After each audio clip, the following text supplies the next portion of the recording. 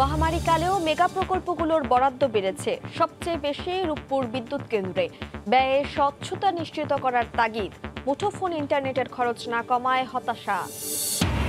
করোনায় বিধ্বস্ত অর্থনীতিতে কোমর শক্ত করে দাঁড়িয়ে কৃষি। বাজেটে উপকরণের দাম কমানোর খবরে কৃষকরা খুশি, তবে বরাদ্দ পর্যাপ্ত নয় বলছেন সংশ্লিষ্টরা। নিয়ন্ত্রণে আনা যাচ্ছে না সীমান্ত জেলাগুলোর করোনা সংক্রমণ।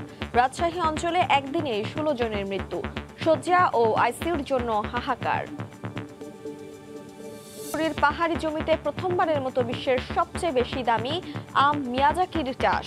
প্রতি কেজির দাম বিশ্ববাজারে প্রায় 6000 টাকা।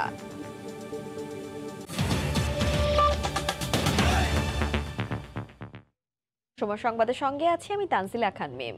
মহামারীকালে অর্থনীতির ক্ষত সরানোর পাশাপাশি বাজেটে গুরুত্ব পেয়েছে দেশের ভবিষ্যতের রূপরেখা নির্ধারণকারী মেগা প্রকল্পগুলো।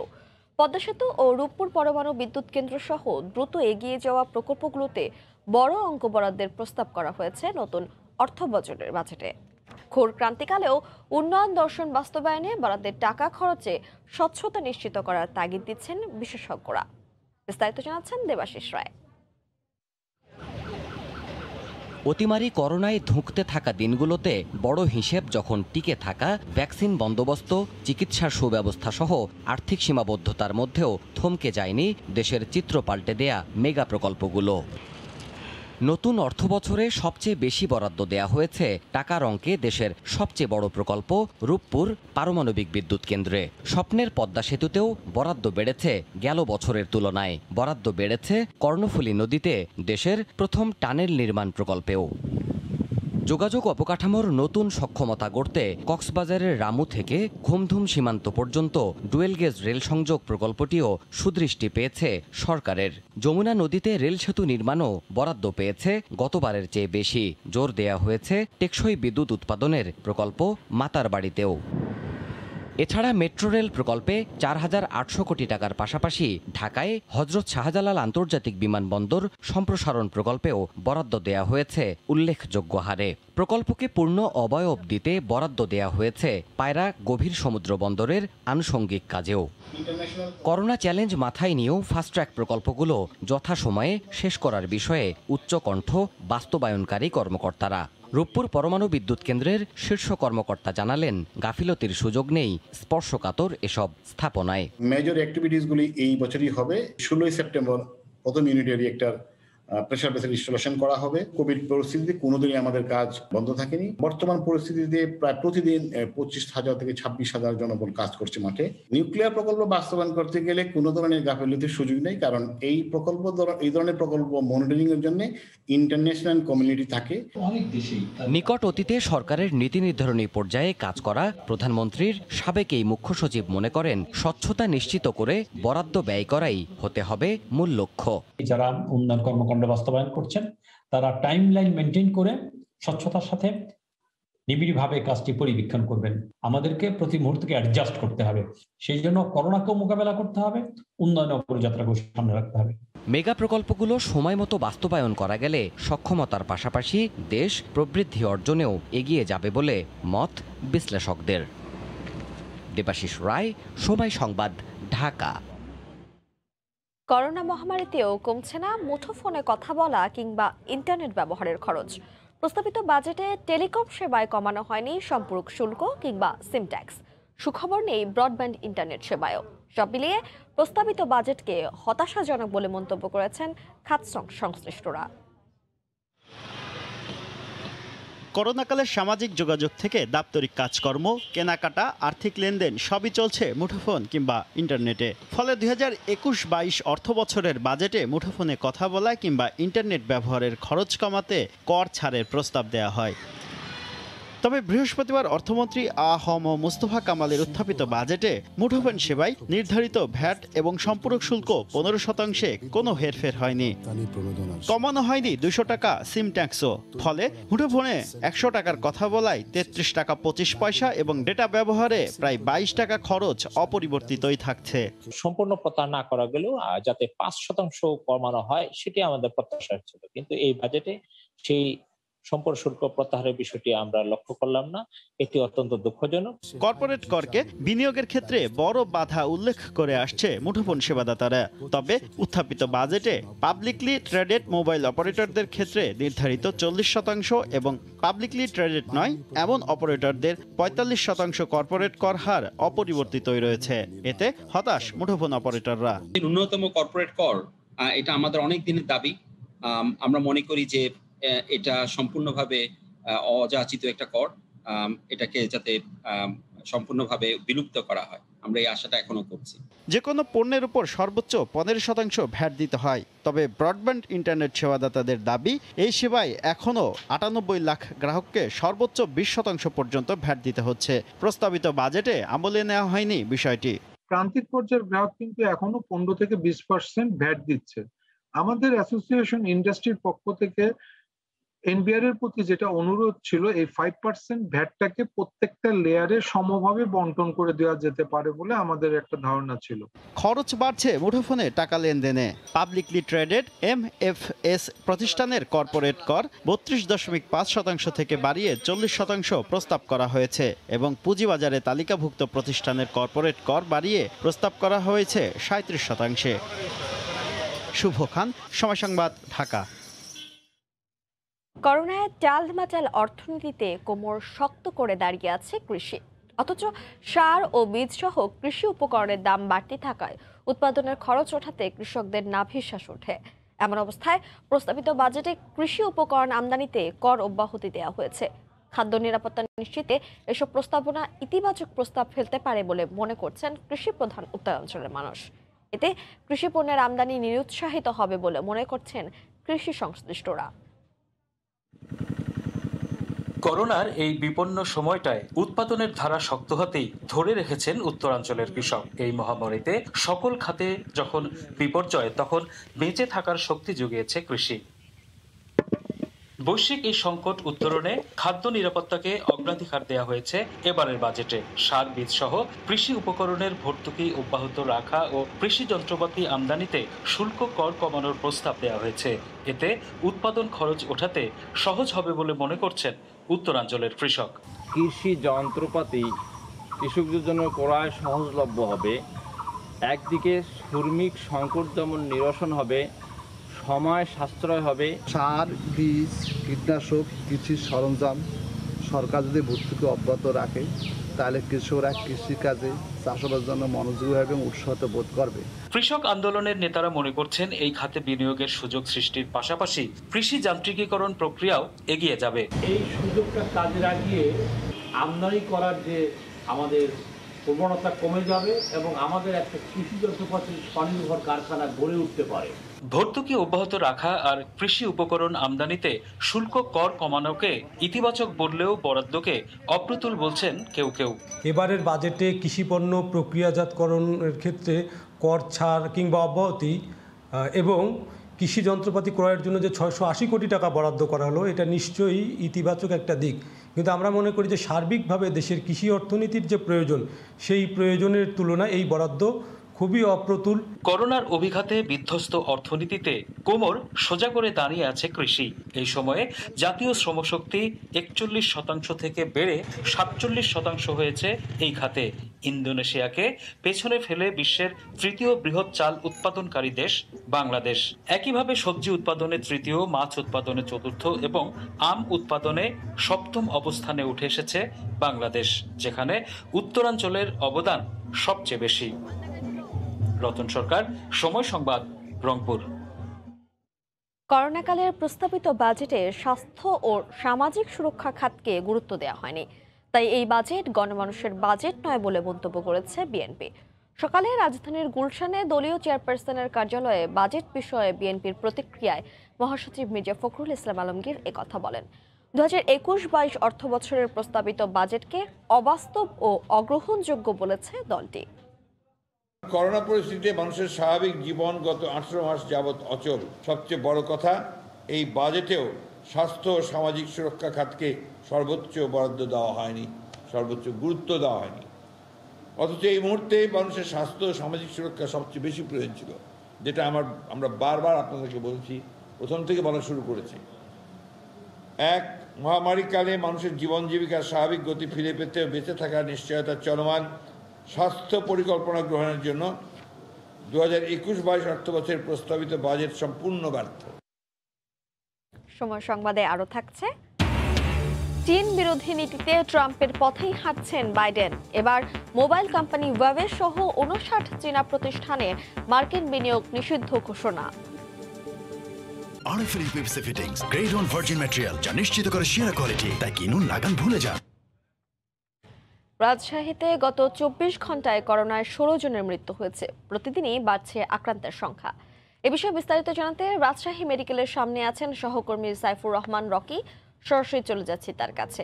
রকি, গত 24 ঘন্টায় রাজশাহী মেডিকেল কলেজ হাসপাতালে আরও 16 জন মারা গেছেন। এর মধ্যে 6 জন করোনার উপসর্গ নিয়ে মারা গেছেন এবং 10 জনই করোনা পজিটিভ ছিলেন বলে জানিয়েছেন রাজশাহী মেডিকেল কলেজ হাসপাতালের উপপরিচালক সাইফুল ফেরদৌস চৌধুরী। আপনাদের রাজশাহী মেডিকেল কলেজের সামনে থেকে দেখানোর চেষ্টা করছে, এখনও অনেক রোগী, করোনার রোগী তারা ভেতরে যাচ্ছেন এবং অনেকেই কিন্তু বলছেন যে প্রচুর পরিমাণ চাপ থাকার কারণে অনেকে কিন্তু ভর্তি হতে পারছেন না, এরকমই একটি পরিস্থিতি এখানে বিরাজ করছে।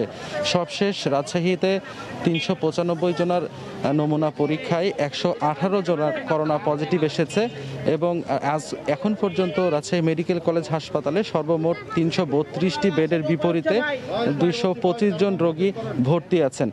নতুন করে বেশ কয়েকজন রোগী ভর্তি হয়েছেন। আমাদেরকে রাজশাহী মেডিকেল কলেজ হাসপাতালের পরিচালক যেটি জানিয়েছেন যে প্রতিদিনই কিন্তু এই হার বাড়ছে এবং আমরা অনেকের মধ্যে এখনও সেই সচেতনতা দেখতে পাচ্ছি না। অনেকেই কিন্তু এখনও মাস্ক ছাড়াই দিক বিদিক ছোটাছুটি করছে। এই কারণে রাজশাহী জেলা প্রশাসক কিন্তু একটি নীতিমালা দিয়েছেন, বিশেষ করে একটি নির্দেশনা দিয়েছেন। সেই নির্দেশনার মধ্যে সন্ধ্যা 7টার পর থেকে পরদিন সকাল 6টা পর্যন্ত কিন্তু সব ধরনের গাড়ি ঘোড়া, পাশাপাশি আমরা দোকানপাট বন্ধ রাখার যে নির্দেশনা সেটি কিন্তু দিয়েছে।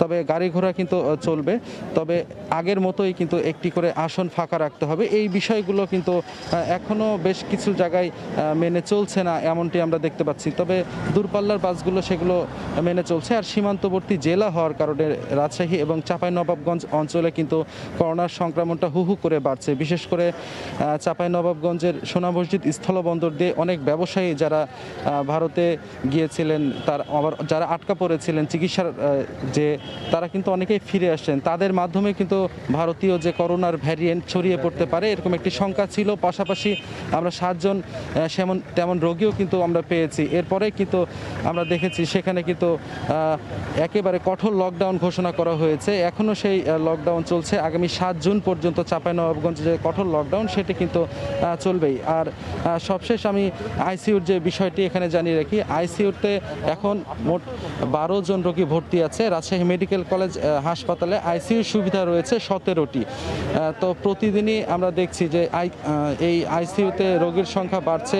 আইসিইউ কম থাকার কারণে রোগীদের অনেক সমস্যা হচ্ছে, হিমশিম খেতে হচ্ছে চিকিৎসকদের এদের সেবা দিতে গিয়ে। সব মিলে এমনটাই আসলে ছিল আমার কাছে রাজশাহী মেডিকেল কলেজ হাসপাতাল থেকে করোনার সর্বশেষ পরিস্থিতি। রাজশাহী মেডিকেলের সামনে থেকে সেখানকার করোনা পরিস্থিতির খবর জানাচ্ছিলেন সহকর্মী সাইফ। খাগড়াছড়িতে পাহাড়ের ঢালু জমিতে প্রথমবারের মতো বাগান গড়ে তোলা হয়েছে জাপানি আম, মিয়াজাকি বা সূর্য ডিমের। পাহাড়ের আবহাওয়া ও মাটি উপযোগী হওয়ায় এই আমের ফলনও হয়েছে ভালো। কৃষি বিভাগ বলছে সূর্য ডিম বা মিয়াজাকি রেড ম্যাঙ্গো নামে পরিচিত। বলা হয় এটি বিশ্বের সবচেয়ে দামি আম, প্রতিটির গড় ওজন প্রায় 700 গ্রামের মতো। বিশ্ববাজারে প্রতি কেজির দাম প্রায় $70 বা 6000 টাকা।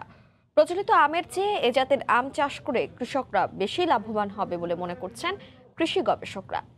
খাগড়াছড়ি থেকে জিতেন বড়ুয়ার পাঠানো তথ্য, ছবি নিয়ে রিপোর্ট। গাছের থোকায় থোকায় ঝুলছে রঙিন ফল। প্রথমত দেখে বোঝার কোনো উপায় নেই ফলটি কি। ভিনদেশি ফলটি আসলে আম। দেশে প্রচলিত পাকা আমের রং লাল হয়, তবে এটি পাকলে পুরোটাই হয়ে যায় বেগুনি রঙের। অবশ্য ভেতরের রং ঠিকই লাল। খাগড়াছড়ির মহালছড়িতে সমুদ্রপৃষ্ঠ থেকে প্রায় 900 ফুট উঁচু পাহাড়ে বিশ্বের সবচেয়ে দামি জাপানি মিয়াজাকি জাতের আমের বাগান করা হয়েছে। পাহাড়ের ঢালু জমিতে সারি সারি গাছ। 3 বছর পর এক একটি গাছে 30 থেকে 40টি পর্যন্ত আম ধরেছে এবারই প্রথম। প্রতিটির ওজন প্রায় 300 গ্রাম, যদিও এর গড় ওজন 700 গ্রাম পর্যন্ত হয়ে থাকে। জাপানের মিয়াজাকিতে এই আম উৎপন্ন হয় বলে পরিচিতি পেয়েছে স্থানের নামেই। তবে দেশের গবেষকরা নাম দিয়েছেন সূর্য ডিম। স্থানীয় কৃষি উদ্যোক্তা লাসিমং চৌধুরী জাপানে ভ্রমণে গিয়ে এ ধরনের আম দেখেন। এরপর দেশের বাইরে থেকে চারা সংগ্রহ করে বাগান করেন। তার দাবি, দেশে এই জাতের আম বাগান এটি প্রথম। পাহাড়ের মাটি এ ধরনের আম চাষের জন্য উপযোগী বলেও জানান তিনি।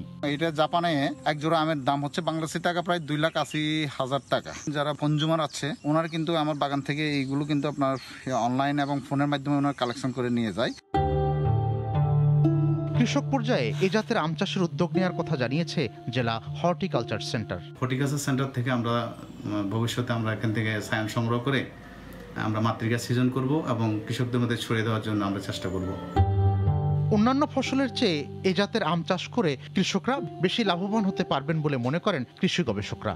আন্তর্জাতিক মানের একটি আম, তো সুতরাং এটি বাজারে গেলে এটির দাম পাওয়া যাবে এবং রঙিন আম, যেহেতু ন্যাচারালি প্রাকৃতিকভাবেই রঙিন। জেলার সিন্দুকছড়িতে 2 একর জমিতে শখানেক মিয়াজাকি জাতের আম গাছ লাগানো হয়েছে। এর মধ্যে 40টির মতো গাছে ফল ধরেছে এবার। সময় সংবাদ, খাগড়াছড়ি। মুন্সিগঞ্জের পদ্মা তীরের মাওয়ায় মৎস্য আড়তগুলোতে ইলিশের সরবরাহ বাড়ার পরও দামে চড়া।